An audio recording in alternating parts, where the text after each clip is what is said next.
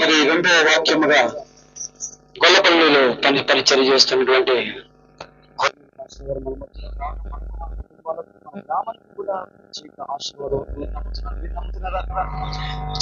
చెప్పలు గట్టిగా మరి వాక్య నిమిత్తం చిన్న ప్రార్థన చేయాల్సింది యేసయ్య గారిని ప్రేమతో ఆహ్వానిస్తున్నాం. వాక్య నిమిత్తం చిన్న ప్రార్థన. పరిశుద్ధుడ గనుడని పాదాల స్తుతులు స్తోత్రాలు ప్రభా, ఘనమైన నామానికి వందనాలు ప్రభా. ఇదిగో ప్రభా మొదటి దాసుడు నాయన మాట్లాడిన రీతిగా ప్రభా, ఇదిగో నాయన దాసుడు రెండో వర్తమానాలు కూడా మీరు ఎత్తుపెట్టి మాట్లాడండి, మీకు తోడుగుండి కాపాడమని మంచి నాయన మాటలు మాట్లాడి ప్రభా ప్రతి ఒక్క హృదయాలు కదిలింపజేసి నీ వైపు నడిపించి నీ కృప దయచేయమని యేసు పరిశుద్ధ నామములో అడిగి వేడుకున్నాం తండ్రి, ఆమేన్. దేవునికి స్తోత్రం. గట్టిగా ఇక్కడ నుంచి మాట వినపడతలేదు. మరి తమ్ముడిని ఆహ్వానిస్తూ ఉండగా చప్పట్లు కొడుతూ వారిని ప్రేమతో ఆహ్వానిద్దాం. గట్టిగా ఇంత గట్టిగా చప్పట్లు కొడితే అంత మంచి వాక్యం. గట్టిగా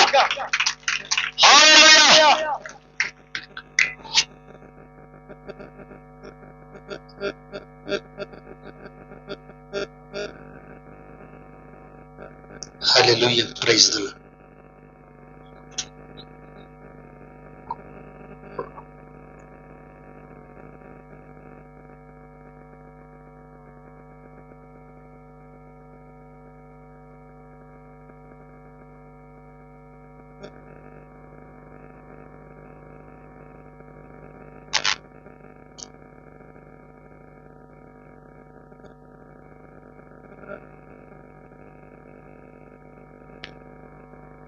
హలో,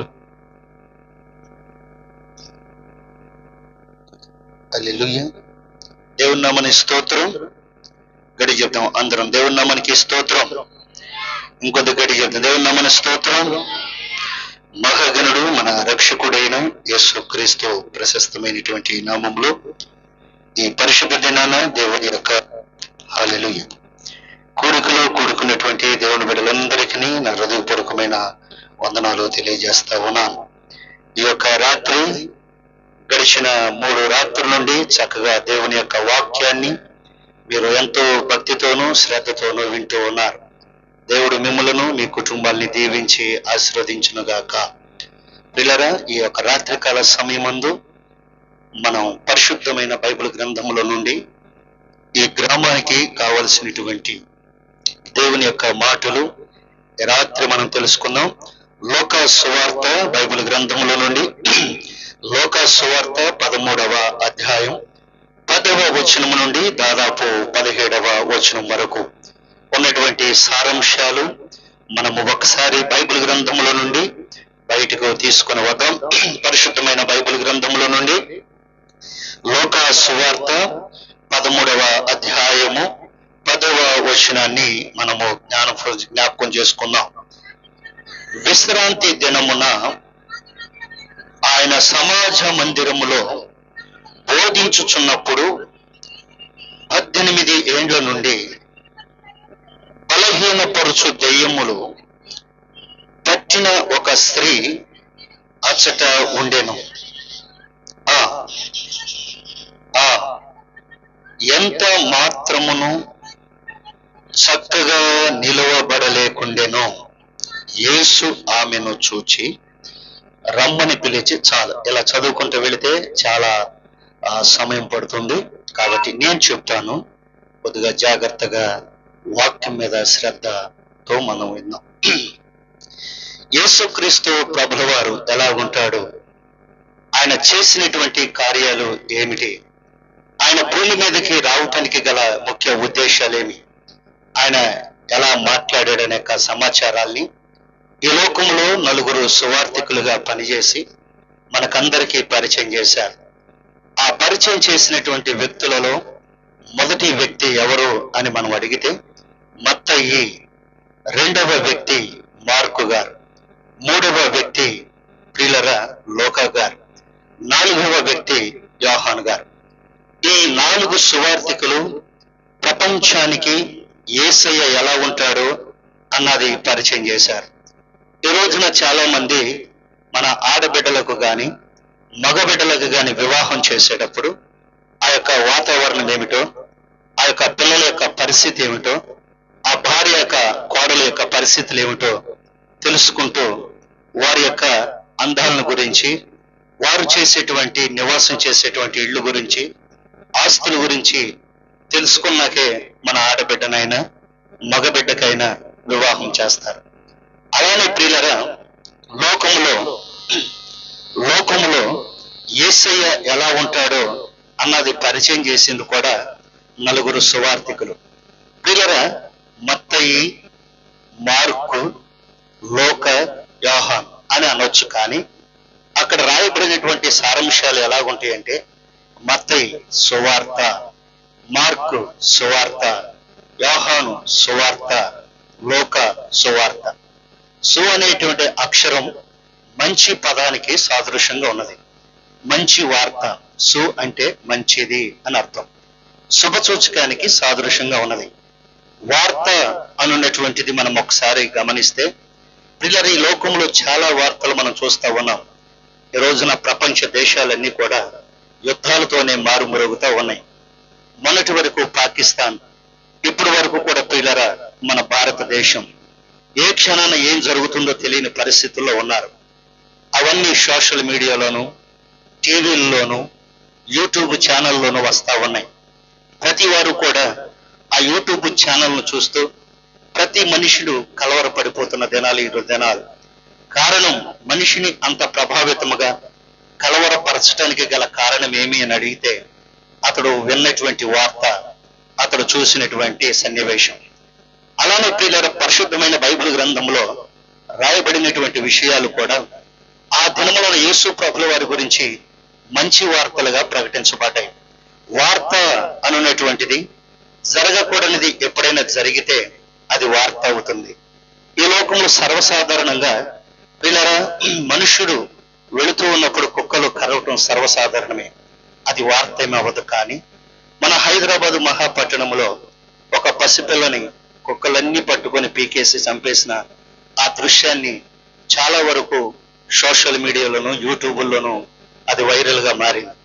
అది ఒక వార్తగా పరిగణించబడింది. అది జరగకూడదు కాబట్టి జరిగింది కాబట్టి వార్తగా, అలాగా చంపబడినటువంటి పాప విషయంలో వార్త అయ్యారు. ఈ రోజున ఇలాంటివన్నీ సర్వసాధారణం జరుగుతాయి కాబట్టి వార్తలే అని అన్నారు. కానీ యేసు ప్రభుల వారి గురించి రాయబడినటువంటి వార్తల్లో సువార్త అనేది ఉంది. దేవుని నామమున స్తోత్రం. ఈ లోకంలో వార్తలు ఉన్నాయి. యేసయ్యను గురించినటువంటి వార్త మంచి వార్త. దేవుని నామమున స్తోత్రం. ప్రియులారా యేసు ప్రభుల వారు 4 సువార్తల్లో 4 రకాలుగా బోధించుకుంటూ వచ్చాడు. వార్త అనేది ఏంటిదో తెలుసా? ఎందుకు యేసయ్యను గురించి మంచి వార్త అయ్యేదో తెలుసా? నజరేయుడైన యేసు ప్రభుల వారు ఒక కన్యక గర్భమును ధరించి ఆయన కనినటువంటి విధానం వార్త అయ్యాలి. ఎట్లాగయ్యాది అని మనం ఒకసారి ఆలోచన చేస్తే, కన్యక పురుషుని యొక్క ప్రమేయం లేకుండా ఏ యొక్క కన్యక గర్భము ధరించకూడదు. కానీ నా యేసు ప్రభుల వారు 2025 సంవత్సరాల క్రిందట ఆయన కన్యక గర్భములో పరిశుద్ధాత్మ రూపములో ఆయన జన్మించాడు. కాబట్టి అది అసాధారణం. కాబట్టి యేసు ప్రభుల వారి యొక్క పుట్టుక కూడా ఒక వార్తగా తయారయ్యారు. రెండవది ప్రియులారా, యేసు ప్రభుల వారు మానవుడు తిరిగినట్లుగా ఈ లోకంలో భూలోకంలో ఆయన తిరుగుతూ వచ్చాడు. మనం ఏ రీతిగా అయితే భూలోకంలో తిరిగామో, ఏ ప్రాంతాల్లో అయితే మనము సంచారం చేశామో, ఆకలి దప్పులకి ఓర్చుకున్నామో, కష్టపడ్డామో, నా యేసు ప్రభుల వారు కూడా ఆయన దేవుడిగా పరిగణించబడ్డప్పటికీ ఆయన భూలోకంలో 2025 సంవత్సరాల కిందట ఒక మానవుడు తిరిగినట్లుగా ఆయన తిరిగాడు. కాబట్టి అది వార్త అయ్యారు. రెండవది, దేవుడు అనబడుతున్న వారిని ఎవరిని కూడా మనం దూషించాం. కళ్ళకు హత్తుకుంటాం, చేతనైతే దండాలు పెడతాం, లేకపోతే సాష్టాంగ నమస్కారాలు చేస్తాం, కొబ్బరి బండాలు కొడతాం. అదే రీతిగా దేవుడు అనబడుతున్నటువంటి వ్యక్తిని 2025 సంవత్సరాల క్రిందట ఆయనను రాళ్లతో కొట్టారు, ఆయనను అవమానించారు, కొరడాలతో కొట్టారు, గడ్డమును బీకారు, తల మీద ముండ్ల కిరీటాన్ని పెట్టారు. నువ్వు నజరేయుడైన యేసు అయితే నిన్ను నీవు రక్షించుకొని నిన్ను నీవు కాపాడుకొని ఎగతాళి చేశారు. అలాంటి ప్రభుల వారిని, దైవ కుమారుడిగా వచ్చినటువంటి దేవుణ్ణి ఎవరో నరమాత్రుడు అనేటువంటి వాడు కొట్టడానికి వీలు లేదు. కానీ నా యేసు ప్రభుల వారు కొట్టబడ్డాడు కాబట్టి ఆయన జీవితంలో అది ఒక వార్త అయ్యారు. పిల్లలు, దేవుడు అనబడుతున్న వ్యక్తి యుగ యుగాలు నిలబడాలి.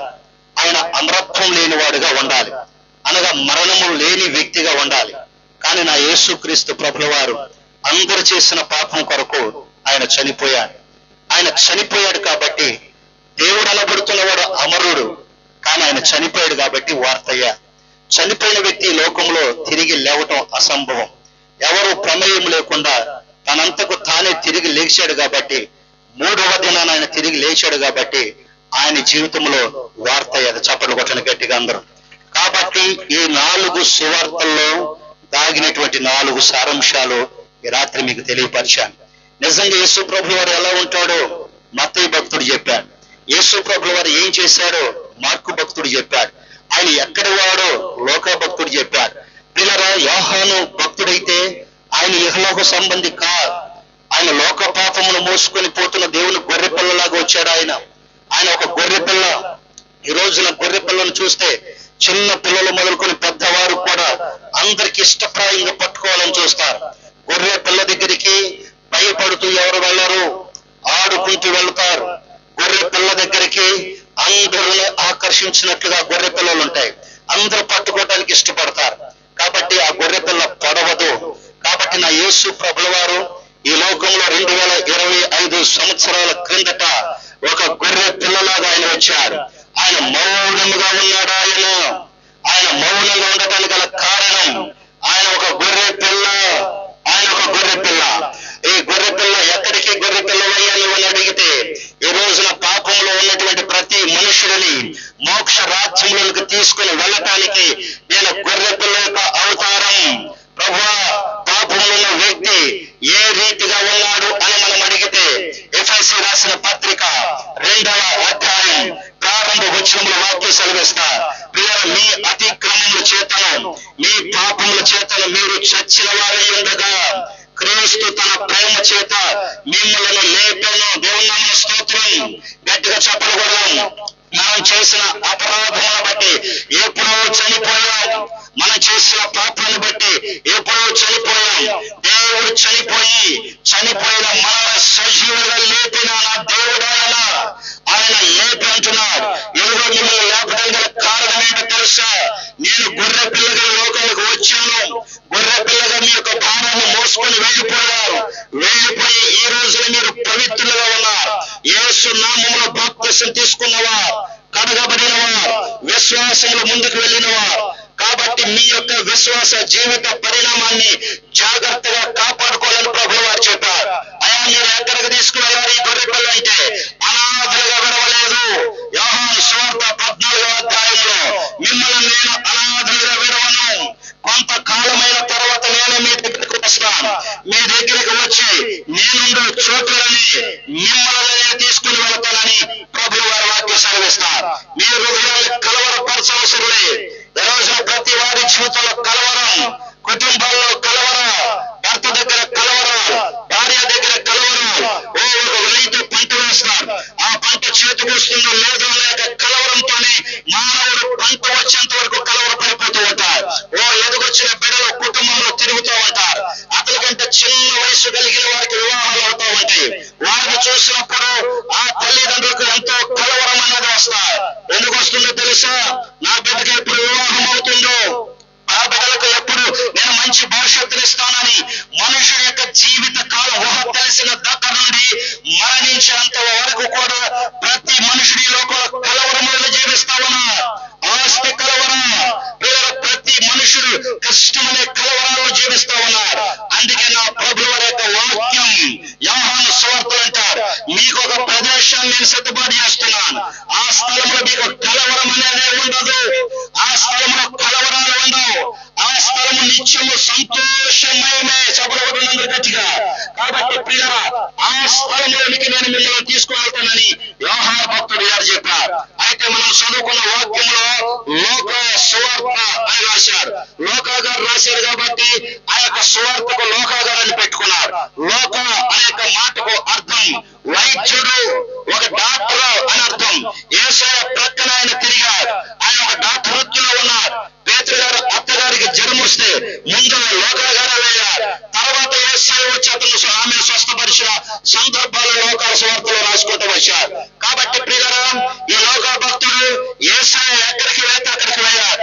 యేసు ప్రభువు వారు ఎవరెవరితో మాట్లాడారు ఆ మాట సందర్భాలన్నిటినీ రాసుకుంటూ వచ్చారు. ఆయన తిన్నటువంటి ఆహారం, ఆయన నివసించినటువంటి ప్రాంతం, ఆయన ప్రార్థన చేసినటువంటి ప్రదేశాలు, ఆయన బోధించినటువంటి విషయాలు సమస్తమును కూడా సున్నా గాని పొల్లు గాని తప్పిపోకుండా మన మేధస్సుకు అర్థమవునట్లుగా ఆయనలో కొన్ని చేసినటువంటి కార్యాలు, ప్రాముఖ్యమైనటువంటి కార్యాలు, ప్రాముఖ్యమైన స్వస్థతలు గురించి ఆయన రాసుకుంటూ వచ్చారు.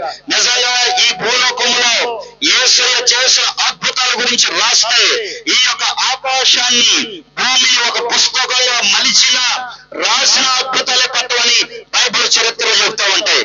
అనగా మనకు ఎంతవరకైతే అర్థం అవ్వాలో అంతవరకు 4 సువార్తల్లో యేసయ్య గురించి క్లుప్త వివరణ ఇచ్చారు. దేవుని నామమున స్తోత్రం. కాబట్టి లోకా గారు యేసు ప్రభువు వారు చేసినటువంటి ఒక స్వస్థతల గురించి చెప్పారు. ఆ లోకా సువార్తల ప్రియులారా 13వ అధ్యాయం 10వ వచనం నుండి 17వ వచనం వరకు చెప్తున్నాను. ఆయన ఒక విశ్రాంతి దినమున అని వాక్య సెలవిస్తారు. ఆయన ఎక్కడికి వెళ్ళారు తెలుసా? ఒక విశ్రాంతి దినమున సమాజ మందిరంలోనికి వెళ్ళను. ఒక విశ్రాంతి దినమున సమాజ మందిరంలోనికి వెళ్ళను. విశ్రాంతి దినమనగా ఒక మనుషుడు పని చేయకుండా విశ్రమించే రోజుని విశ్రాంతి దినము అని అన్నారు. ఈ విశ్రాంతి దినాన్ని గురించి భక్తుడైనటువంటి మోషే తన నిర్గమాకాండంలో ఒక చక్కటి విషయాన్ని చెప్పారు. పరిశుద్ధమైన బైబిల్ గ్రంథంలో నిర్గమాకాండం చూడండి 20వ అధ్యాయం 8వ వచనం, లేవియాకాండం 23వ అధ్యాయం 3వ వచనం, అపోస్తలుల కార్యం 20వ అధ్యాయం 7వ వచనంలో రాయబడిన సారాంశాలు ఏంటి తెలుసా? ఈ విశ్రాంతి దినమున నిర్గమాకాండంలో రాసుకుంటూ వచ్చిన మాట, ఈ విశ్రాంతి దినమున ఏ మనుషుడు కూడా బరువు మోయకూడదు, ఏ మనుషుడు కూడా బరువు ఎత్తకూడదని ఈ నిర్గమాకాండంలో ఆయన చెప్పుకుంటూ వచ్చారు. కారణం ఏంటో తెలుసా? ఆ విశ్రాంతి దినాన్ని పరిశుద్ధ దినంగా ఆచరించవాలని లేవియాకాండంలో మాట్లాడుకుంటూ వచ్చారు. అపోస్తలుల కార్యంలో పరిశుద్ధమైన బైబిల్ గ్రంథంలో రాయబడినటువంటి సారాంశాలుగా ఈ విశ్రాంతి దినానికి అధిపతి, అధికారి, అర్హత కలిగిన వారు యేసుక్రీస్తు ప్రభువారని ఈ యొక్క అపోస్తలుల కార్యంలో రాసుకుంటూ వచ్చారు. అనగా దీని అర్థం ఏంటి తెలుసా? ఒక మనుషుడు విశ్రాంతి పొందాలి అని దేవుని యొక్క ఉద్దేశం. ఇప్పుడు విశ్రాంతి లేకుండా మనుషులు ఎలా ఉన్నారు?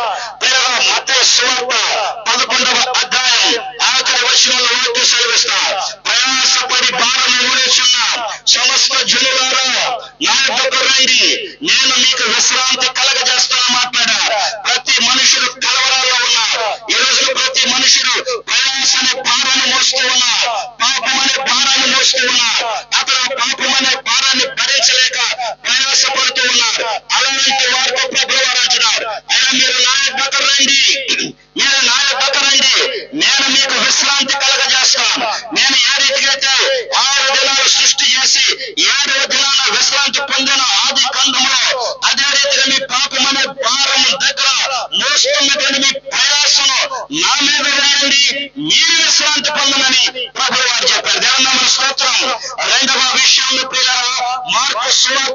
2వ అధ్యాయం 27వ వచనంలో వాక్య సెలవిస్తా, విశ్రాంతి దినము మనుషుల కొరకే నియమింపబడినది, కానీ మనుషులు విశ్రాంతి దినము కొరకు నియమింపబడలేదని వాక్య సెలవిస్తా.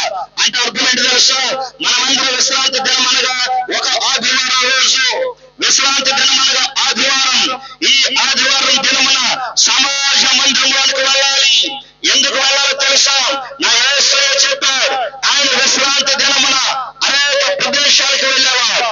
ఆయన చేసినటువంటి బోధనలో కానీ స్వస్థత కార్యంలో కానీ ఆయన ఎక్కడ తిరిగినా ఒక విశ్రాంతి దినము కనుక వస్తే ఆయన వెంటనే అక్కడ నుండి బయలుదేరి సమాజ మందిరంలోనికి వెళ్ళాడు. సమాజ మందిరం అనగా ఈ రోజు మనకి కనబడుతున్న దేవాలయం.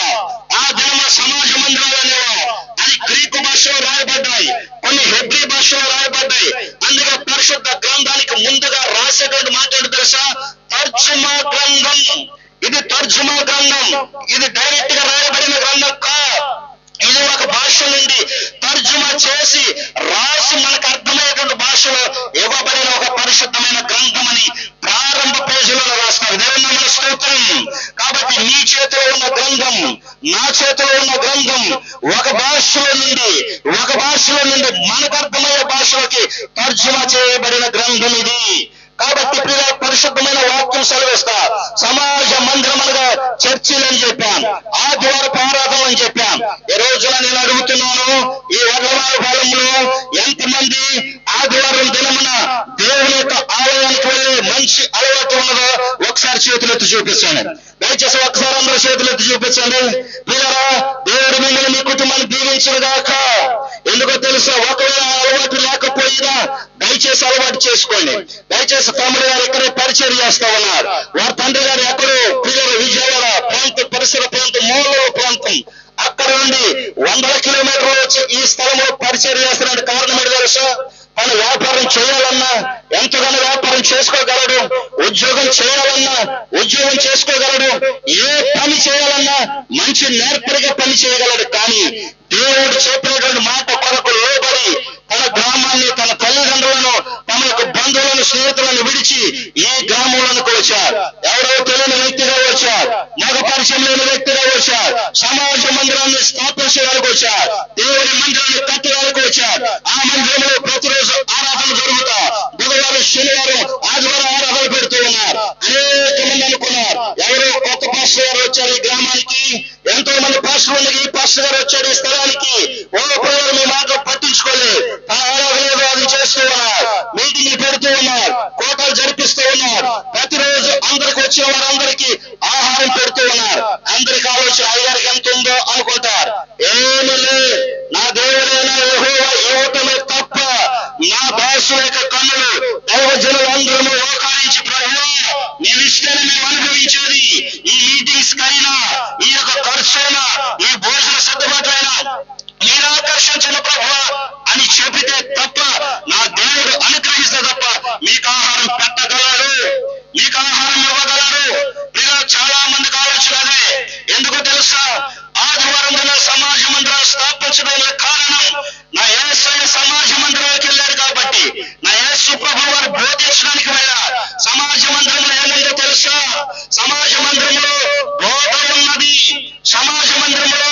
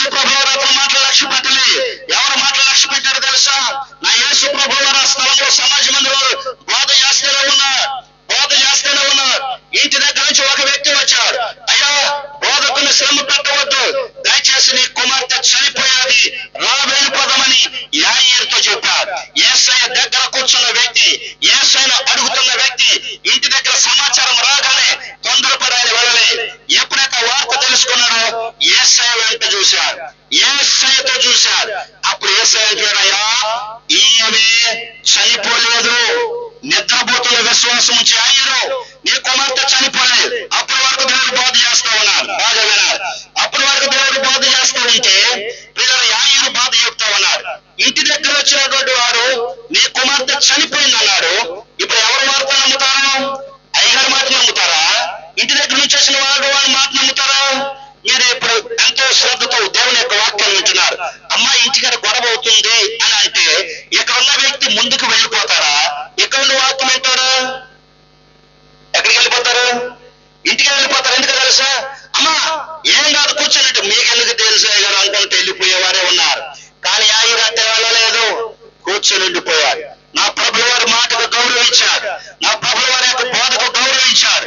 ఎప్పుడైతే గౌరవించాడో నా దేవుడు అక్కడ నుంచి బోధించిన ఆయనే లేచి యాయిరుతో కలిసి వెళ్ళడానికి ప్రయత్నం చేశాడు. సబ్బులు కొట్టాలి గట్టిగా అందరూ గట్టిగా సబ్బులు కొట్టాలి. అంతే అర్థమైంది తెలుసా? ఒకసారి సమాజ మందిరములో యేసయ్య ఆరాధనకు వచ్చిన నీవు, ప్రార్థనకు వచ్చిన నీవు కుటుంబంలో ఎన్ని తుఫాను వచ్చినా, ఎంత అలజడి జరిగినా దేవుడు వాక్యాన్ని కనుక నువ్వు ప్రథమ స్థానం ఇవ్వగలిగితే దేవుడే నీతో పాటు నీ కుటుంబంలోకి వస్తారు. దేవుని నామమున స్తోత్రం. దేవుని నామమున స్తోత్రం. ఈ రోజు 3 రోజుల సభలు పెట్టడానికి కారణం ఏంటి తెలుసా? యేసయ్యని మీరు తీసుకుని వెళ్ళాలని. సభలు కొట్టండి గట్టిగా అందరూ. ఈ రోజున యేసయ్యని మీరు అందరూ తీసుకుని వెళ్ళదురు గాక. యేసయ్య మీతో వచ్చుదును గాక. కాబట్టి ప్రియులారా, యాయిరుతో వెళ్ళినటువంటి దేవుడు ఆ కుమార్తెను లేపి ఇవ్వగలిగారు. కారణం ఏంటి తెలుసా? దేవుని యొక్క బోధ యాయిరు యొక్క బాధ తెచ్చారు. ఈ రోజున రకరకాల దైవజనులు ఈ స్టేజ్ మీద ప్రసంగం చేశారు. గడిచిన రాత్రి, ముందు రాత్రి, మధ్యాహ్నం, ఉదయాలు పిల్లల క్రమం తప్పకుండా బోధలు చేస్తా ఉన్నారు. ఒకరు ప్రజ్ఞ కలిగిన వాడు, ఒకరు మంచివాడు, ఒకరు మంచి బోధకుడని ఎవరు చెప్పినా నా యేసయ్య గురించి చెప్తున్నారు. సభలు కొట్టిన అందరూ గట్టిగా. కాబట్టి ఆ యేసయ్య నామమే స్థలములు మహిమపరచబడుతూ ఉండే దేవుని నామమున స్తోత్రం. కాబట్టి ప్రియులారా, ఆయన ఆ స్థలంలో సమాజ మందిరంలో బోధిస్తా ఉన్నాడు అని స్పష్టంగా రాశాడు. అయితే ఆ బోధలో ఒక మంచి మహత్తరమైన కార్యం ఉన్నది. ఆ స్థలంలో ప్రియులారా 18 ఏళ్ల నుండి బలహీనపరచబడినటువంటి, నడుము వంగిపోయినటువంటి ఒక స్త్రీ ఉన్నదని ఆ స్థలంలో రాశారు. అనగా దాని అర్థమైంది తెలుసా? ప్రియులారా, టైం లేదు కాబట్టి క్లుప్త వివరాలకు నేను వస్తున్నాను. అర్థం చేసుకోవడానికి ప్రయత్నం చేద్దాం. కాబట్టి ప్రియులారా, పరిశుద్ధమైన బైబిల్ గ్రంథంలో దేవుడు చెప్పినటువంటి అంకెల సువార్తలో మాత్రం ఏ సువార్తలో దేవుడు చెప్పిన ప్రతి ఒక్క సంఖ్యను చెప్పుకుంటూ వచ్చాడు. ప్రియులారా, బెతెస్దా కోనేటి దగ్గర 38 ఏళ్ళు అని చెప్పాడు. రక్తస్రావం కలిగిన వారు స్త్రీ దగ్గర 12 సంవత్సరాలు అని చెప్పాడు. కానీ నడుము వంగిపోయిన స్త్రీ దగ్గర 18 ఏళ్ళు అని చెప్పుకుంటూ వచ్చాడు. అనగా ప్రతి ఒక్క వ్యాధికి ఒక్కొక్క సంవత్సరాలు చెప్పుకుంటూ వచ్చాడు. బాగా గమనించాలి. ఆమెను పట్టి పీడిస్తుంది. రక్తస్రావం కలిగిన స్త్రీకి అయితే 12 సంవత్సరాలు. ప్రియులారా, బెతెస్దా కోనేటి దగ్గర పక్షవాయు కలిగిన వారికి అయితే 38 సంవత్సరాలు. ఇక్కడ సమాజ మందిరంలో నడుము వంగిపోయిన స్త్రీకి అయితే 18 సంవత్సరాలు. ఎన్ని సంవత్సరాలు? 18 సంవత్సరాలు. నేను మిమ్మల్ని ఒక ప్రశ్న వేయాలనుకుంటున్నాను. వారు వ్యాధి వచ్చిన సంవత్సరాలు చెప్పాడా, లేకపోతే వారికి వయసు ఉన్నటువంటి సంవత్సరాలు చెప్పాడా బైబుల్లో? ఎవరు చెప్పాలి? వ్యాధికున్న సంవత్సరాలు అవి, లేక వారి వయసుకున్న సంవత్సరాల? అంటే ఆ వ్యాధికున్న సంవత్సరాలు. సపటి కొట్టలు గట్టిగా. కిషోర్ గారికి వందనాలు. ప్రియులారా, వ్యాధి ఏ సంవత్సరం నుంచి ప్రారంభమైందో ఆ సంవత్సరం నుంచి చెప్పారు. ప్రియులారా, మరొకసారి దేవుడు అవకాశం ఇస్తే రక్తస్రావం కలిగే స్త్రీ గురించి చెప్పుకున్నాం. ఇంకొకసారి అవకాశం ఇస్తే బెతెస్దా కోనేటి దగ్గర ఉన్న 38 ఏళ్ల బలహీనం పరచబడినటువంటి పక్షవాయు కలిగిన వాని గురించి చెప్పుకున్నాం. ఇది తెలుసుకోవాలంటే నా యూట్యూబ్ ఛానల్లో ఉంది. ఈ రెండింటిని గురించి మీరు తెలుసుకోవాలంటే సెర్చ్ చేసుకోండి. దైవ స్వరూపి గొల్లపూడి, ఇది నా యూట్యూబ్ ఛానల్. దాంట్లో పిల్లల ప్రతి ప్రసంగం వస్తూ ఉంటది. పిల్లల ఈ ప్రసంగాలన్నీ కూడా రికార్డ్ చేయబడతాయి. కాబట్టి ఎందుకు దేవుడు ఈ 18 ఏళ్ల నుండి బలహీనపరచబడుతున్న దెయ్యముతో నడుము వంగిపోయి ఉన్నది ఆ స్త్రీ అని చెప్పాడు. ఆమె బాగా గమనించండి. ఆమె ఎక్కడుందో తెలుసా? సమాజ మందిరములో. దేవుని నామమున స్తోత్రం. అనగా ఒక దేవుని సంఘములో ఆమె ఉన్నది. పౌలు గారు స్త్రీని సంఘానికి పోల్చి మాట్లాడారు. బాగా వినాలి, వివరిస్తున్నాను. ఇక ఒక అరగంట సేపు మీరు ఓపిక పెడితే చక్కగా దాని యొక్క 18 సంవత్సరాలకు ఉన్నటువంటి వ్యత్యాసం ఏంటో తెలుస్తారు. ప్రియులారా, స్త్రీ అక్కడ పురుషుడు కాదు. అక్కడ ఏంటిది? పురుషుడు కాదు. అక్కడ ఎవరు? స్త్రీ. స్త్రీ అనగా సంఘమునకు సాదృశ్యం. దేవుని నామమున స్తోత్రం. ఈ సంఘము కళంకమైనను ముడపైనను అతిథి మరి ఏదైనాను లేక పరిశుద్ధమైనది గాను నిర్దోషమైనది గాను వాక్యం ఎదుట నిలబెట్టుటకు ఉదక స్నానము చేశాను అని ఎఫెసు రాసిన పత్రిక 5వ అధ్యాయం 25వ వచనములు చెప్పారు. అనగా శ్రీ పౌలు గారు అంటున్నాడు సంఘము అని చెప్పారు. అనగా ఇప్పుడు అర్థం ఏంటో తెలుసా? సంఘము అనేటువంటిది నడుము వంగిపోయి ఉన్నది. సంఘంలో ఉన్నటువంటి వారు నడుము వంగిపోయి ఉన్నారు. ఎన్ని సంవత్సరాల నుంచి? 18 సంవత్సరాల నుండి. బాగా వినాలి, 18 సంవత్సరాలు. ఈ 18ని 2 భాగాలు చేస్తే దానికి మొట్టమొదటిగా వచ్చేది 1, తర్వాత వచ్చేది 8. బాగా వినాలి. ఈ రోజు కనుక మీరు ఈ 18 యొక్క వివరణ కనుక నేను చెప్తున్నప్పుడు వింటే 38వ వివరణ కూడా మీకు తెలుస్తా. 12వ సంవత్సరం వివరణ కూడా మీకు ఆటోమేటిక్ గా తెలుస్తా. 1 అనగా నా ప్రభు గారు చెప్పిన మాట ఏంటి తెలుసా? అన్నిటిను అంతటను నేనే వ్యాపించి ఉన్నాను. దేవుని నామమున స్తోత్రం. అన్నిటిను అంతటను ఆయన ఒక్కడే. పరిశుద్ధమైన బైబిల్ గ్రంథంలో 2వ ఉదాహరణ చెప్తాను. పైన ఆకాశం అందే గాని, క్రింద భూమి అందే గాని, భూమి కింద నేల అందే గాని ఏ నామము లేదు, నా నామమే. సభలు కొట్టండి గట్టిగా. అనగా ఇప్పుడు 18లో 2 భాగాల్లో మొదటి భాగం ఏంటిది? 1 అంటే ఈ 1 ఎవరిది? దేవునిది. దేవుని నామమున స్తోత్రం. ఇప్పుడు 8 అనే సంఖ్య మనకు తెలియాలి. 8 అనే సంఖ్య మనకు తెలియాలి. 8 అనేటగానే ఆది కాండము 1వ అధ్యాయంలోకి వెళితే 8 అనే సంఖ్య మీకు అర్థమవుతారు. ఆది కాండం 1వ అధ్యాయములో రాయబడినది దేవుడు సృష్టి చేసినది 6 దినములు. అనగా ఎన్ని సంఖ్య వచ్చేసింది? 8లో 6 అనేటువంటి సంఖ్య వచ్చింది. ఈ 6లో 7వ దినమున సృష్టి చేసినటువంటి దేవుడు విశ్రాంతి పొందాను. ఇప్పుడు ఎన్ని వచ్చేసింది? 8లో 7 వచ్చింది. ఇప్పుడు ఎంత రావాలి? ఇంకోటి రావాలి. అది ఇంకోటి ఏంటిది? దేవుడు 8వ దినం అంటే 7వ దినము విశ్రాంతి పొందాను. ఇప్పుడు బైబిల్లో మనం చదువుకున్నటువంటి మాట, ఆయన విశ్రాంతి దినమున ఎక్కడికి వెళ్ళి బోధించను? సమాజ మందిరంలోకి వెళ్ళి బోధించను. అంటే సమాజ మందిరం అంటే దేవుని యొక్క దేవాలయం అనగా సంఘము. దేవుని నామమున స్తోత్రం. ఇప్పుడు 18 అంటే 1 చేత కట్టబడినదే సంఘం. చెప్పలు కొట్టండి గట్టిగా అందరం. 1 చేత కట్టబడిన సంఘం. ఆ 1 ఎవరు అంటే అపోస్తలుల కార్యం 20వ అధ్యాయం 28వ వచనం. దేవుడు తన స్వరక్తం ఇచ్చి సంపాదించిన వ్యక్తుల సముదాయమును కాయుటకు మిమ్మల్ని దేవుడు అధ్యక్షులుగా దేని యందు ఉంచెనో ఆ మంద యావత్తుల గురించి మీరు జాగ్రత్త పడుడి. దేవుని నామమున స్తోత్రం. దేని గురించి జాగ్రత్త పడమన్నాడు? చర్చిల గురించి కాదు. దేని గురించి అయ్యారు? సంఘముల గురించి. ఈ సంఘం ఎక్కడిది? ఈ సంఘం ఎప్పటిది? ఎవరిది ఈ సంఘం? దేవుని చేత కట్టబడిన సంఘం, స్వరక్తముతో సంపాదించబడిన సంఘం. ఈ సంఘం ఎక్కడ? ఇర్మియా గ్రంథం 13వ అధ్యాయంలో ఇంటికి వెళ్ళి చదువుకోండి. అక్కడ సంఘాల గురించి మాట్లాడుతుంటారు. నీకు ఇవ్వబడిన మంద, సౌందర్యమైన మంద ఎక్కడ? ఇర్మియా ఎక్కడ? ఈ రోజు నా ప్రభువు వారు మీకు ఇవ్వబడినటువంటి సంఘాన్ని దేవుడు ఒక రోజు నన్ను అడుగుతారు, అయ్యా ఈ ప్రాంతంలో మీ పరిచయం చేసావు కదా, నీకు ఇవ్వబడిన సంఘం ఎక్కడ ఉందంటే నా ప్రభువు వారి దగ్గర నిలబడి, ప్రభు నీవు ఇచ్చినటువంటి సంఘం ఈ గ్రామంలో నా మాట విని, నీ మాట విని, లోబడి మారు మనసు పొంది బాప్తిసం తీసుకొని రక్షణ మార్గంలో ఉండి పాపం జోలికి వెళ్ళకుండా విడుదల పొంది రక్షణలో ఉండి వారి కడవరకు నిలబడ్డారు. ఇదిగో వీరి కుటుంబం, పలానా వారి కుటుంబం, పలానా వ్యక్తి అని పలానా కుటుంబం ఒక మనుషుడు రక్షించబడితే ఈ మనుషుడు ఈడో ప్రభు అని చూపించే కెపాసిటీ కలిగిన వారు ఎవరు తెలుసా? ఏ ప్రాంతంలో దేవుని పరిచయం చేసిన తమ్ముడు గారు. దయచేసి తప్పుడు కూడా అందరం గట్టిగా. పిల్లరా, మరి మేమెవరమండి అంటే మేము సువార్థికులమే. దేవుని నామమున స్తోత్రం. మేమెవరం? సువార్థికులమే. ఈ రోజు మేము ఎక్కడ ఉంటాం? సువార్త ప్రకటిస్తాం. వేరే ప్రాంతానికి వెళ్తాం. ఇంకొక ఊరు సువార్త ప్రకటిస్తాం. ఇంకో ప్రాంతానికి వెళ్తాం. అంతేనండి కిషోర్ గారు. ఎక్కడికో వెళ్ళిపోతా ఉంటాం. ఈ సువార్త మీటింగ్ లో తిరిగి ఆఖరికి విశ్రాంతి దినమనబడుతున్న ఆదివారం మా సంఘాల్లో దేవుడిచ్చిన సంఘాల్లో బాధ చేసుకుంటూ ఉంటాం. దేవుని నామమునకు స్తోత్రం. అయ్యారు మీరు వంటల పొలం వచ్చారు, మా గురించి ప్రార్థన చేయండి, మా కుటుంబం గురించి ప్రార్థన చేయండి, మా పిల్లల గురించి ప్రార్థన చేయండి, మా పిల్లల గురించి ప్రార్థన చేయండి అంటే చేస్తానంటే వెళ్ళిపోతానంటే మళ్ళా సంవత్సరం తర్వాత గుర్తు మీరు అందరూ. కానీ మీ గురించి మీ పరిస్థితుల గురించి పట్టించుకొని చక్కగా మీ ప్రతి అవసరత ఎరిగి దేవుని దగ్గర పెట్టగలిగిన వ్యక్తి తమ్ముడు గారు. దేవుని నామమునకు స్తోత్రం. ఎవరో ఇక్కడ పరిచర్య చేసే సేవకుడు పేరు ఏమన్నా గుర్తుందా మీకు? చెప్పండి, గట్టిగా చెప్పండి. ఎవరు?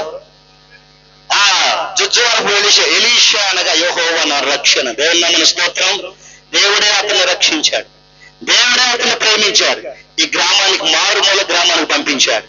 కాబట్టి అలాంటి యొక్క వ్యక్తి దగ్గర ఉన్నటువంటి మీరు ఎంతో ధన్యులు. దేవుని నామమునకు స్తోత్రం. పిల్లలు మీ పరిస్థితులు నాకు తెలుసా? గట్టిగా చెప్పండి, మీ పరిస్థితులు నాకు తెలుసా? కనీసం మీ పేర్లు నాకు తెలుసా? ఇక్కడ స్టేజ్ మీద ఉన్న పాస్టర్ గారి పేర్లు అయితే నేను చెప్తా, ఎందుకంటే నాకు అందరూ పరిచయస్తులు కాబట్టి. మామలు అవుతారు, బావలు అవుతారు, అన్నయ్యలు అవుతారు, అంతేనా? అంతమంది ఉన్నారు కాబట్టి పిల్లలు వీళ్ళందరూ పరిచయస్తులు. మీలో ఒక్కళ్ళ పేరైనా నాకు తెలుసా? పోనీ నా పేరైనా తెలుసు అంటే తెలుసు. ఎప్పుడు అయ్యగారు పాంప్లెట్లలో మురళీగన్న గారు వేశారు కాబట్టి, పరస కొర్నేలు గారు అంటే బలుపు నుంచి వస్తున్నారని ఆ పాంప్లెట్ చూశారు. ఈ రోజున డైరెక్ట్ లైవ్ లో చూశారు. ఆ పాంప్లెట్ లో ఉన్న వ్యక్తి ఈ డైరెక్ట్ ఉన్న వ్యక్తి ఒకళ్ళు కాదంటే ఒకళ్ళే. దేవుని నామమునకు స్తోత్రం. అక్కడ వరకే తెలుసు. కానీ ఎలీషా గారిని నేను అడిగితే ఎన్ని కుటుంబాల పేర్లు చెప్తాడు ఇక్కడ? ఊరు చెప్పు. దేవుని నామమునకు స్తోత్రం. గట్టి సభలో అందరం. కాబట్టి నేను ఇప్పుడు ఒక మాట మిమ్మల్ని అడుగుతా, అతను గొప్పవాడా, సువార్త ప్రకటించి నేను గొప్పవాడా? గట్టి చెప్పండి, ఎవరు గొప్పవాడు? అన్నీ తెలిసిన వాడే. గట్టి చెప్పండి, అన్నీ తెలిసిన వాడే. తెలియని వాడు ఎంత గొప్పవాడైనా ఏమవుతుంది? మనం అంటాం కదా, ఒకళ్ళంట నదిలో వెళుతూ ఉన్నాడంట. ఆ శాస్త్రం తెలుసా, ఈ శాస్త్రం తెలుసా, ఏమన్నా మురళి నాకంటే మురళైన బాగా చెప్తాడు. ఆ శాస్త్రం తెలుసా, ఈ శాస్త్రం తెలుసా అని చెప్పి అన్నాడంట. ఇది ఈ మాటలు బట్టి నాకు తెలియదు బాబా, నాకు తెలియదు బాబా అన్నాడంట. ఇది కొంత దూరం ప్రయాణం అవగానే సర్వసాధారణంగా యొక్క బోట్లకు వాటర్ అండ్ వస్తా ఉంటది. వాటిలో ఏం చేస్తా, పడవలో నీళ్లు తోడుకుంటూ ఉండాలి, పడవ నడుపుకుంటూ ఉండాలి. వీడి మాటలో పడిపోయి ఏం తోడకుండా వదిలేశాడు, నీళ్లు రాకుండా వదిలేశాడు. ఆఖరికి అన్నాడు, అయ్యా దొరసారి గారు అన్నాడు. ఏంటయ్యా? నీకు ఈత శాస్త్రం తెలుసా అన్నాడు. ఆయన అది ఎట్ట ఉంటుంది అన్నాడు. అది ఉంటేనే ఎక్కడి నుంచి బతుకుతామని చెప్పి అడిగి వెళ్ళిపోయాడు. అది తెలిసింది ఏంటిది? ఈత శాస్త్రం తెలిసింది. ఇప్పుడు రక్షించుకుంది ఎవరు? ఈత వచ్చినాడు. కాబట్టి మిమ్మల్ని రక్షించేది ఎవరంటే మాలాంటి సువార్థికులు కాదు. దేవుని నామమునకు స్తోత్రం. కన్నీరు గార్చే మీ యొక్క ఎలీషా పాస్టర్ గారు. చప్పట్లు కొట్టండి గట్టిగా, అందరూ గట్టిగా చప్పట్లు కొడదాం. కాబట్టి ఈ రోజున మన యొక్క దరిద్రపు పరిస్థితులు ఏమిటంటే, సంఘాల్లో చాలా చోట్ల నేను చూస్తా ఉన్నాను. పెద్ద పెద్ద సేవకులను చూసి పెద్దగా అబ్బో పెద్దయ్య గారు బిషప్ గారు అనుకుంటూ వచ్చి ఇలా వారితో సత్సంబంధాలు పెట్టుకుంటే ప్రయోజనం ఏమీ లేదు. కారణం ఏంటో తెలుసా? తనకు కూడా ఎలీషా గారికి లాగానే ఒక సంఘం ఉంది. తనకు కూడా ఎలీషా గారి లాగానే ఒక పెద్ద చర్చి ఉంది. అంతే. ఏంటి? అంతే. ఈ రోజు ఆ ఎలీషా గారు ప్రేమించి అయ్య గారిని, అయ్యా మీరు వచ్చి మా గ్రామంలో సువార్త ప్రకటించండి మాత్రమే చెప్పారు. అంతే. రెండవ కార్యక్రమం చేయకూడదు. సభలు కొట్టండి గట్టిగా మీరు. ఇలా రెండవ కార్యక్రమం కనుక చేస్తే వాడు దొంగోడు. అందుకే ప్రభులు వారు అన్నాడు, నాకంటే ముందుకు వచ్చేవారు దొంగలను, గట్టి చెప్తాను, దొంగలను దోచుకునేవారు. అమ్మా, మీ సేవకుడు కంటే విలువైన వాడు ఎవడును కూడా లేడు. దేవుని నామమునకు స్తోత్రం. కాబట్టి నేను ఎంత ప్రజ్ఞగా వాక్యం చెప్పినా మీ గురించి నేను ప్రార్థన చేయలేను, నా సంఘం గురించి నేను ప్రార్థన చేసుకోగలను. కాబట్టి ప్రియులారా, మీ సంఘ బలహీనతను ఎరిగిన వాడు అతనే. కాబట్టి అతనితో అనుసంధానం ఉండాలి. అందుకే యోహాను సువార్త 16వ అధ్యాయంలో అన్నాడు, నాతో అంటగట్టబడిన వాడు బహుగా ఫలిస్తాడు. సభలో గట్టిగా.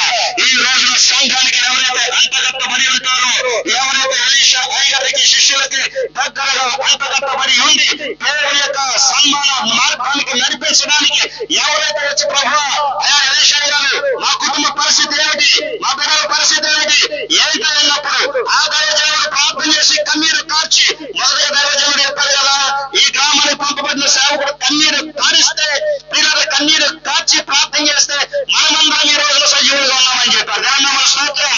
కాబట్టి ప్రియులారా, ఆ ఎలీషా అయ్యగారి ద్వారా ప్రియులారా మీరు మారు మనసు పొందాలి. ఆ ఎలీషా అయ్యగారి ద్వారా స్వస్థపడాలి. ఎలీషా అయ్యగారి ద్వారా ప్రతి కుటుంబ సమస్యను తీర్చుకోవాలి. ఎలీషా అయ్యగారి ద్వారానే మీ ఆశీర్వాదం ఉంది. దేవుని నామమున స్తోత్రం.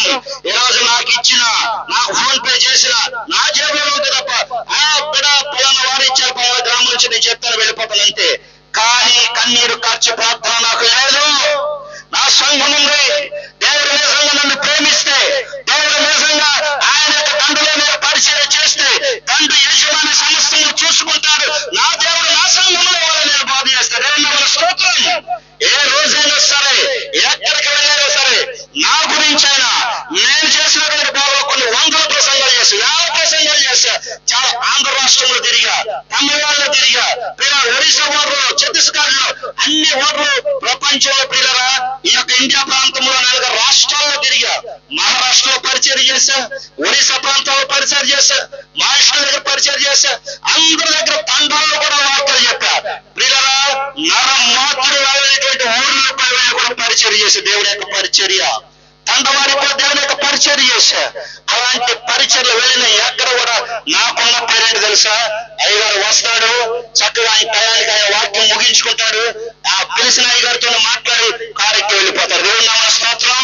ఆ పేరు తప్ప వేరే పేరే లేదు నాకు. దేవుని నామమున స్తోత్రం. ఎక్కడ దైవ స్వరూపి సహవాసంలో ఎవరి విశ్వాస ఫోన్ నెంబర్ కూడా నా ఫోన్ నెంబర్ లో ఉండదు. నా గొల్లపూడి విశ్వాసులు తప్ప, నా బంధువులు తప్ప మరెవరిని కూడా ఉండదు. కారణం ఏంటి తెలుసా? నాకు వారితో మాట్లాడటానికి కూడా టైం ఉండదు కాబట్టి. దేవుని నామమున స్తోత్రం.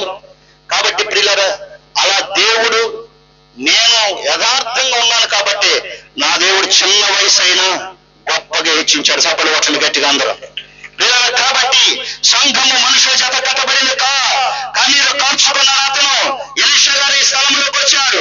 ఎన్నో బాధలు భరించాడు, చలికి ఓర్చుకున్నాడు, భార్య పిల్లలతో, పసి పిల్లలతో పరిచయం చేసేవా.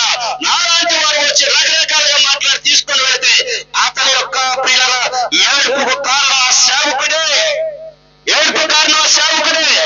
ఈ రోజున ఏ సేవకుడైనా సరే వాక్యం మీద కనపడ్డా ప్రపంచ అంతర్జాతీయ సేవకులైనా ఎంత పెద్ద సంఘాలైనా ఉన్నాయి, నేను బాహటంగా చెప్తున్నా, యేసు ప్రకారంగా మాట మీద నేను చెప్తూ ఉన్నాను. నీ సంఘ కాపరి నువ్వు మరవకూడదంటే. దేవుని నామమున స్తోత్రం. నీ సహవాసం నీ సంఘ కాపరిదే. నీకు హీరో నీ సంఘ కాపరే. అతని యొక్క వాక్యం నచ్చిందా విను, అతని యొక్క బాధ నచ్చిందా విను. అతను చెప్పినట్లు ఇతను చెప్పలేకపోతున్నాడా? అతని బోధ ప్రకారం విన్నాడు, నీ సంఘ కాపరికి లోబడంతే. దేవుని నామమున స్తోత్రం. కాబట్టి ప్రియులారా, మాకులాగా బోధ చేయకపోవచ్చు, కానీ నీ కుటుంబాన్ని సమస్యల నుంచి బయటకు లాగే శక్తి ఎలీషా గారు కొంత చప్పలు కొట్టండి గట్టిగా అందరూ. ఉందంటారు లేదంటారా? ఏమండి, ఉందంటారు లేదంటారా? ఏ గూటి పక్షి ఆ గూటిలోనికే వెళ్ళాలి. దేవుని నామమున స్తోత్రం. ఏంటి మామగారు అంతేనా? ఏ గూటి పక్షి ఆ గూట్లోకి వెళ్ళాలి. ఇంకో పక్షి వచ్చి ఇంకో గూట్లో ఉంటే ఊరుకుంటుందా? కాకి కోకిల దగ్గరికి వెళ్తే ఊరుకుంటుంది? రాంజలగా రాబోన్ దగ్గరికి వెళ్తే ఊరుకుంటుందా? దేనికి జత? దేనికే జత. పోనీ నేను పావురాన్ని ప్రేమిస్తున్నానని చెప్పి అది కూడా సొన్నంలో మునిగి పైకి వెళ్తే ఏమవుతుంది? అంతే కదా. ప్రియులారా, దేవుని నామమున స్తోత్రం. కాబట్టి నీవు ఎక్కడ, నీ స్థానం ఎక్కడ? నా ప్రభువు వారు అడుగుతూ ఉన్నారు. నేను స్వరక్తంతో సంపాదించిన సంఘం ఎక్కడ అని అడిగినప్పుడు ఈ ప్రాంతంలో నుండి ఎలీషా గారు ఏమయ్యారు అని చూపిస్తారు. అంతే, నేను చూపించలేదు. దేవుని నామమున స్తోత్రం. ప్రియులారా, కాబట్టి 18 అంటే మీకు అర్థమయ్యారు. అనగా యేసు ప్రభు చేత కట్టబడినటువంటి సంఘమే 18. దేవుని నామమున స్తోత్రం. ఆ సంఘములో ఇప్పుడు ఏమై ఉన్నారంటే బలహీనపరచబడినటువంటి దయ్యముతో పీడించబడుతూ ఉన్నారు. ఆ స్థలంలో రాయబడిన మాట, ఏ బలహీనతో భరించబడినామే నడుము వంగిపోయి ఉన్నది. ఏ వంగిపోయి ఉన్నది? నడుము వంగిపోయినది. పేతురు రాసిన పత్రిక చూడండి ప్రియులారా, 1 పేతురు రాసిన పత్రిక 1వ అధ్యాయం 13వ వచనంలో వాక్యం ఈ రీతిగా సెలవిస్తారు. కాగా మీరు మనసును నడుమును కట్టుకొని నిలబడండి. దేవుని నామమున స్తోత్రం. ఈ రోజున విశ్వాసులకు ఏ నడుము వంగిపోయిందో తెలుసా? మనసు అనే నడుము వంగిపోయింది. ఒక మనసు ఒక మనిషి దగ్గర ఉంటే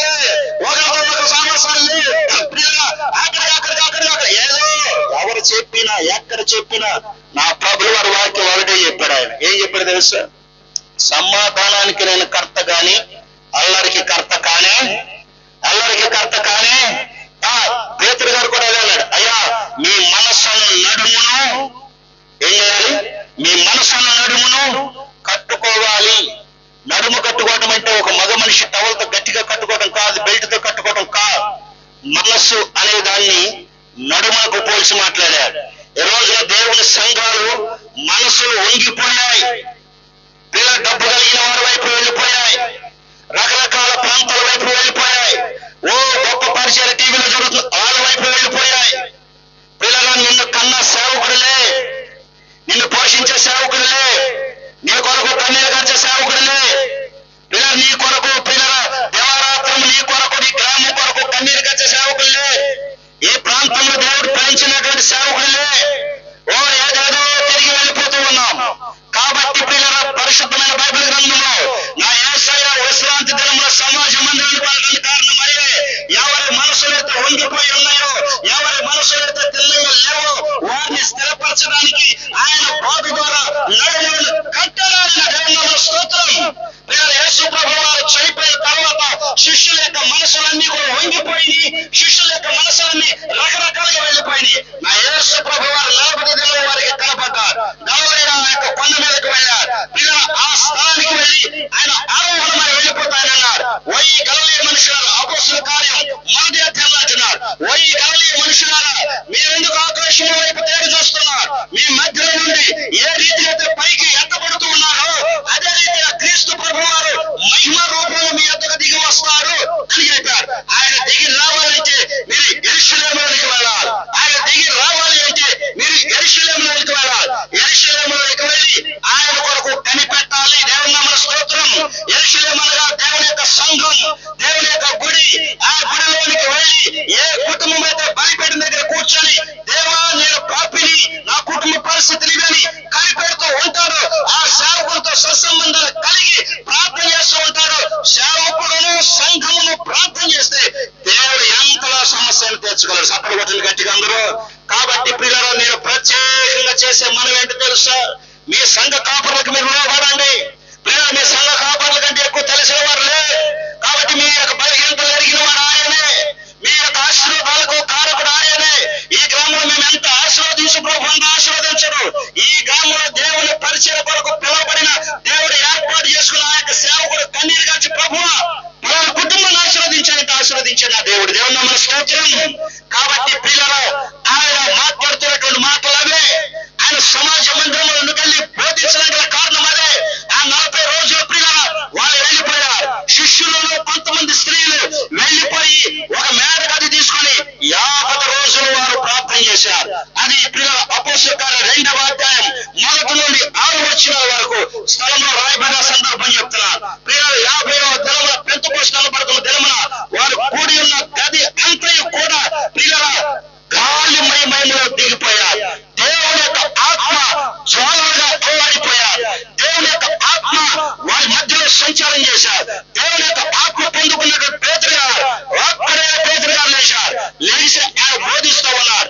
ఆ మాటలకు చాలా మంది నొచ్చుకున్నారు. పేతురు గారు చెప్పే మాటలకు బాధ కలిగారు. పేతురు గారు చెప్పేటువంటి మాటలకు మనసులో నొచ్చుకొని వారు సంఘ కాపులు విడిచి వారు వెళ్ళిపోయారు. కానీ అయ్యారా నేనేమి చేయాలి, అయ్యారా నేనేమి చేయాలంటే పేతురు అపోస్తలులు అంటున్నారు, అయ్యా మూర్ఖులకు ఈ తరం వారికి వేరైపోండి, ఈ లోకం నుంచి వేరైపోండి, ప్రభు యేసుక్రీస్తు నామములోనికి బాప్తిసము పొందుడి అని చెప్పారు. ఎప్పుడైతే ఆ పరిశుద్ధాత్మ వారి మీదకి జ్వాలలుగా రావటం ప్రారంభించిందో, అగ్ని జ్వాలలు వారి నాలుగులు విభజించబడ్డాయో వారి వంగిపోయిన మనసులు స్థిరపరచబడ్డాయి. ప్రాణాలైన లెక్క చేయలేదు. ప్రాణాలైన లెక్క చేయకుండా దేవుని సువార్త ప్రకటించడం ముందుకు వచ్చారు. షఫులు ముందుకు వచ్చారు, పౌలు గారు ముందుకు వచ్చారు, మత్తయి గారు ముందుకు వచ్చారు. యేసు ప్రభువు వారు 12 మంది శిష్యులు ముందుకు వచ్చి ప్రాణాలు తగ్గించి సువార్త ప్రకటించారు. వారిలో ఒకరైన తోమా గారు మన ప్రాంతమైన కేరళ ప్రాంతానికి వచ్చారు. అక్కడ కొంతకాలం పరిచయం చేశారు. అక్కడ నుంచి తూర్పు ప్రాంతం అయినటువంటి మద్రాసు ప్రాంతానికి వచ్చారు. అక్కడికి వచ్చి పరిచయం చేసి 45 బ్రాహ్మణులు ఆయన మార్చి ఈ యొక్క గ్రంథాన్ని హెబ్రీ భాషలో ఉన్నటువంటి యొక్క బైబిల్ గ్రంథాన్ని మొట్టమొదటిగా తర్జుమా చేసింది వారే.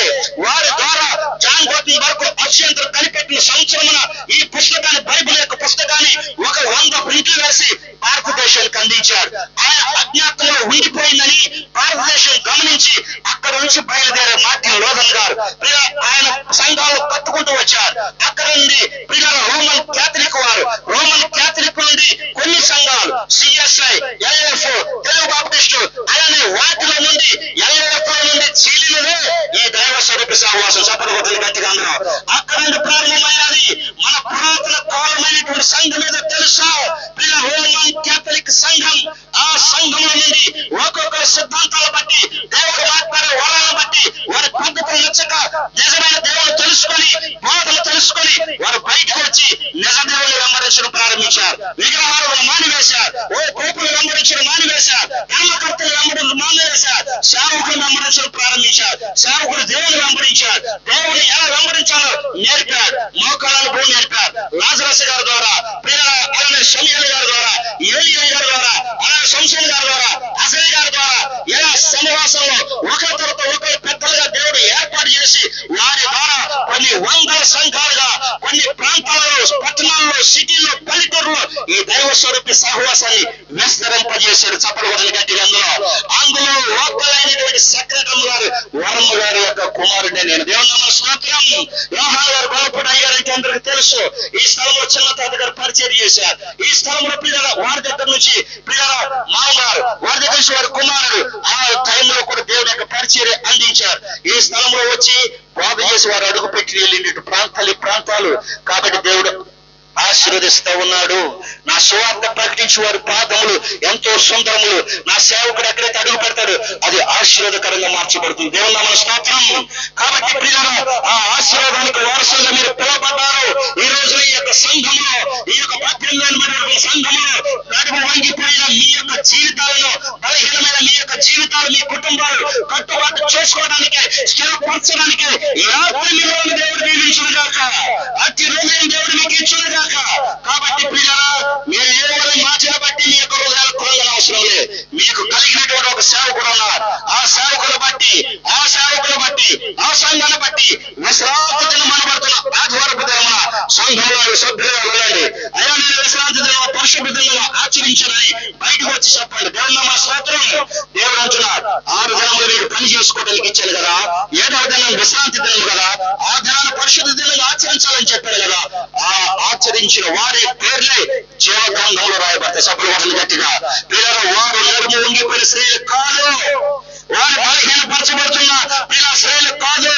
ఆ సంఘాలన్నీ కూడా దేవుడి మాట తీసుకుని ముందుకు వెళ్ళిపోయే సంఘాలు. ఈ రోజున ఎంతమంది దేవుని యొక్క సేవకుని యొక్క మాటకు విలువిచ్చి ముందుకు మీ భక్తి జీవితాన్ని కొనసాగించుకుంటారో ఒక్కసారి మీ ఆత్మీయ జీవితాన్ని పరిశీలన చేయండి. ఈ రోజున నడుము వంగిపోయిన స్త్రీగా గనక సంఘములో గనక నిలబడితే నా దేవుడు నిన్ను కోరుకోడు. నా దేవుడు కోరుకునేది ఎందుకో తెలుసు? సంఘములు ఎందుకు పెట్టాడు తెలుసా? పెండ్లి కుమార్తెగా నిన్ను అలంకరించబడటానికి. దేవుని నామమున స్తోత్రం. పెండ్లి కుమార్తె అలంకరణ ఎలా ఉంటుందో మనందరికీ తెలుసు. ఆ కుమారుని యొక్క అలంకరణ నీకు ఉండాలి అంటే నీ నడుము వంగిపోయిన నడుమును తిన్నగపరచుకోవాలి. వాక్యము ద్వారా వారు స్థిరపరచబడాలి. తోమా గారు కూడా అలానే స్థిరపరచబడ్డారు. మద్రాసు ప్రాంతంలో హతసాక్షి అయిపోయాడు. దేవుని నామమున స్తోత్రం. దైవ స్వరూపి సహవాసములో సువార్త ప్రకటిస్తూ మొట్టమొదటిగా లాజరస్ గారు చనిపోయారు. తర్వాత సమయలు గారు, తర్వాత ప్రియులగా ఏలీ గారు, తర్వాత అజరయ్య గారు, మా నాన్నగారు, నన్నయ్య గారు, ఇలా ఒక్కొక్కరు హతసాక్షులు వెళ్ళిపోతూ ఉన్నారు. కారణం ఏంటి తెలుసా? అందరిని బలపరచడానికి. దేవుని నామమున స్తోత్రం. ఈ రోజున లోకానికి రక్షణ వచ్చింది అంటే అర్థం ఏంటి తెలుసా? ఒక మనుషుని త్యాగం. దేవుని నామమున స్తోత్రం. ఈ రోజున సంఘం బలపడిందంటే ఒక సేవకుని యొక్క మరణమే. ఒక సేవకుని యొక్క మరణము ద్వారా నువ్వు కట్టబడ్డావు. ఒక సేవకుని ప్రాణత్యాగం నీ విలువ ఎంత తెలుసా? ఒక సేవకుని యొక్క మరణం, ఒక సేవకుని యొక్క ప్రాణత్యాగమే నీకు విలువ. ఈ రోజున గొల్లపూడిలో మా తండ్రి గారు దైవ స్వరూప సహవాసాన్ని 1980వ సంవత్సరం స్థాపించాడు. దాదాపు 2016వ సంవత్సరంలో అక్టోబర్ 21వ తారీఖున ఆయన మృతి చెందాడు. ఆ సంఘం కట్టబడటానికి, ఆ సంఘానికి విలువ ఎంతంటే ఆ సేవకుని యొక్క ప్రాణ త్యాగం. ప్రతి సంఘం ఒక సేవకుని యొక్క ప్రాణ త్యాగము చేతనే కట్టబడింది. దేవుని నామమున స్తోత్రం. ఆ త్యాగానికి ఉన్న విలువ మీరే. దేవుని నామమున స్తోత్రం. ఆ ప్రాణ త్యాగానికి ఉన్న విలువ మీరే. ఈ రోజున ప్రత్యేకంగా నేను చెప్పే మాట ఏమిటి తెలుసా? నీ సమాజ మందిరాన్ని విడిచి వెళ్ళొద్దు. నీ సంఘాన్ని నువ్వు మర్చి వెళ్ళకూడదు. నీ సేవకుని నువ్వు మరవకూడదు. నీ ఇంట నీ సేవకుడు ఉండాలి. దేవుని నామమున స్తోత్రం. పిల్లరా, యూట్యూబ్ ఛానల్లో సెర్చ్ చేసి చూడండి. నీ ఇంట లేవీయుడు ఉండాలి. నీ ఇంట సేవకుడు ఉండాలి. పిల్లరా, నీ కుటుంబంలో ఏ సేవకుడు ఉన్నాడు? నీ గురించి ప్రార్థన చేయటానికి ఒక సేవకుడు అవసరం. నీ కుటుంబ పరిస్థితులు తెలుసుకోవడానికి ఒక సేవకుడు అవసరం. నేను పరలోక రాజ్యానికి తీసుకుని వెళ్ళటానికి కూడా ఒక సేవకుడు అవసరం. ఆ సేవకుడు నిందలైన, శ్రమలైన, కన్నీరైన, ఉపద్రవమైన ఎన్ని వచ్చినా నా దేవుడు అతను బలపరుస్తాడు. దేవుని నామమున స్తోత్రం. దేవుని నామమున స్తోత్రం. దేవుని నామమున స్తోత్రం. ఈ రోజు మీరందరూ ఈ ప్రాంతంలో ఎలా ఉండాలని ఎలీషా గారు ఇష్టపడ్డాడో తెలుసా? పవిత్రమైన కన్యకలుగా ఉండటాన్ని. చప్పట్లు కొట్టండి గట్టిగా, అందరూ గట్టిగా చప్పట్లు కొట్టడం. పవిత్రమైన కన్యకలుగా ఉండి నా ప్రభు అయిన యేసు ప్రభుల వారికి, వరుడైన క్రీస్తు ప్రభుల వారికి ఎదుర్కొనే పెండు భార్యగా ఉండాలి. పవిత్రురాలైన కన్యకగా ప్రియుడైన యేసయ్యకు పెండి కుమార్తెగా ఉండుటకై ప్రార్థనం చేయబడితే, నా యేసుకు ప్రార్థనం చేయబడితే. అందరూ సభ్యులు కూడా పాడదాం ఈ పాట. ఈరోజు మీ సిద్ధపాటు కావాలి. ఇది ఆఖరి రాత్రి, సిద్ధపడే రాత్రి. ఈ రాత్రి దినమున దేవుడు ఆ యొక్క ఎలీషా గారు, మామగారు సేవ పరిచయం అభివృద్ధి పరుచినట్లుగా ఎంతో భారభరితంగా మిమ్మల్ందరినీ పవిత్రమైన కన్యకలు తీర్చడానికి వారి యొక్క ఆశ, వారి ఆశను మీరు నెరవేర్చుకుందరుగాక. పవిత్రురాలైన కన్యకగా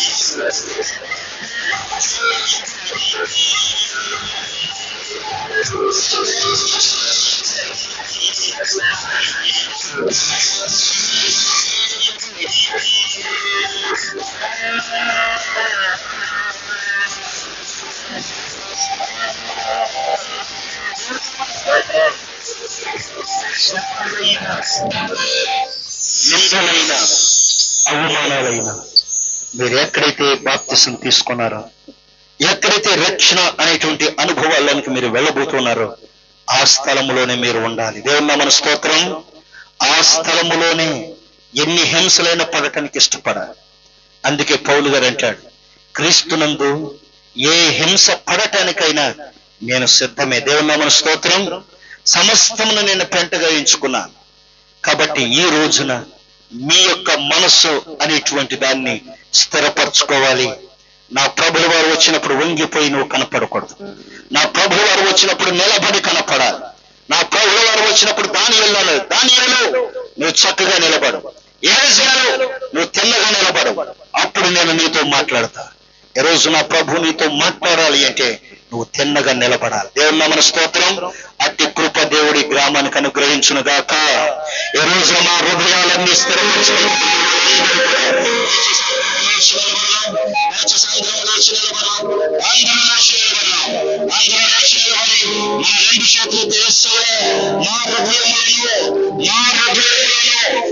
స్థిరపరచుకుంటాం. మా యొక్క హృదయంలో బలపరచుకుంటాం. ఈ రోజు నుంచి నాయన నా సంఘ కాపురిని వెంబడించుకుని పరిస్థితులు ఎన్నో ఉన్నాయి. పరిస్థితుల్లో మా యొక్క జీవితాన్ని ఈ రాత్రి సాగడానికి మా యొక్క సంఘ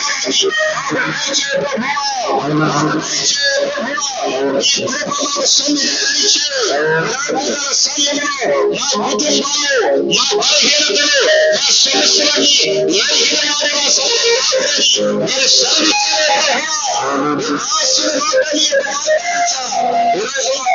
స్థితిలో లాభట్టుకుంటున్నాను.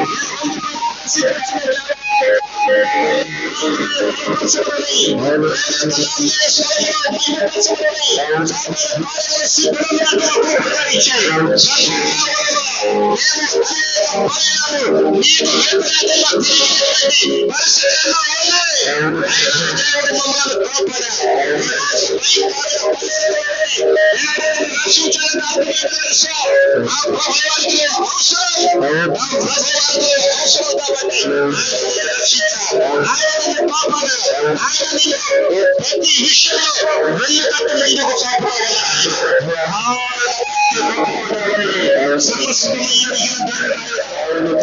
సమస్యలు తెలుసుకునే ఏది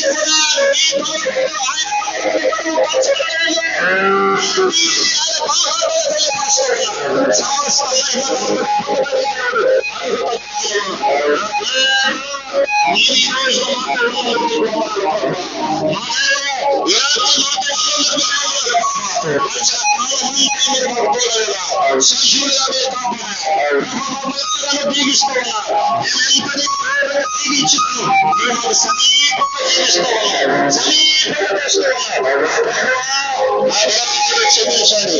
ఈ సంవత్సరాలు ఈ యొక్క బిడ్డ పరిశీలన చేసుకోవాలని నిశ్చయ్ గారు ఈ యొక్క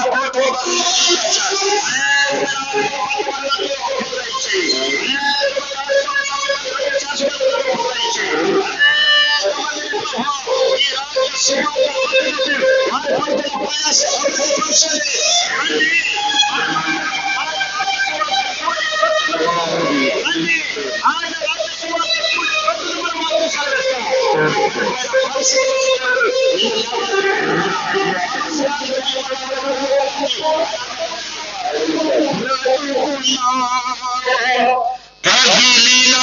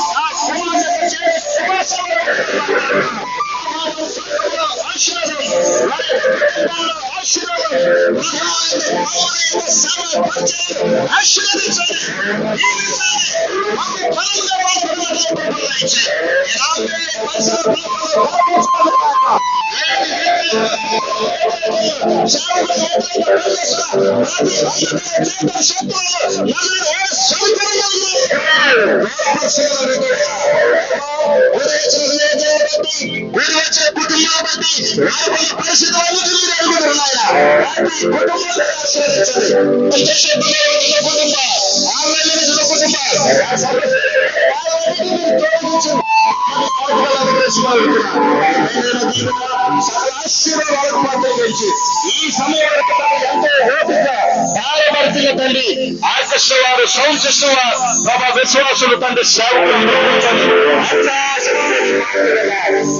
అత్యాశక్తితో మాట్లాడా ఆ నాతో వారి కుటుంబాలు ఫలించాలి.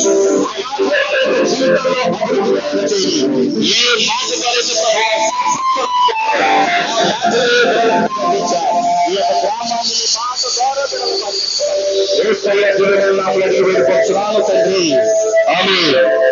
ప్రజలందరూ పైకి రావాల్సిందిగా ప్రభు పేరిట ఆహ్వానిస్తున్నాం. హల్లెలూయా, హల్లెలూయా, హల్లెలూయా చేద్దాం. హల్లెలూయా, హల్లెలూయా. దేవుని స్తుతించు. ప్రజలందరూ బాగుండండి ప్లీజ్. ప్రజలు ఎవరు తినండి, ప్రతి ఒక్కరు కూడా మనం చేస్తున్నాం. 3 రోజులుగా గొప్పగా జరిగించిన యేసుకు దేవుని నామాన్ని స్తుతిస్తూ స్తోత్రాలు చెప్తూ గొప్పగా ఆరాధన చేద్దాం. ఈ 2 చేతులతో చప్పట్లు దేవుని ఆరాధిద్దాం.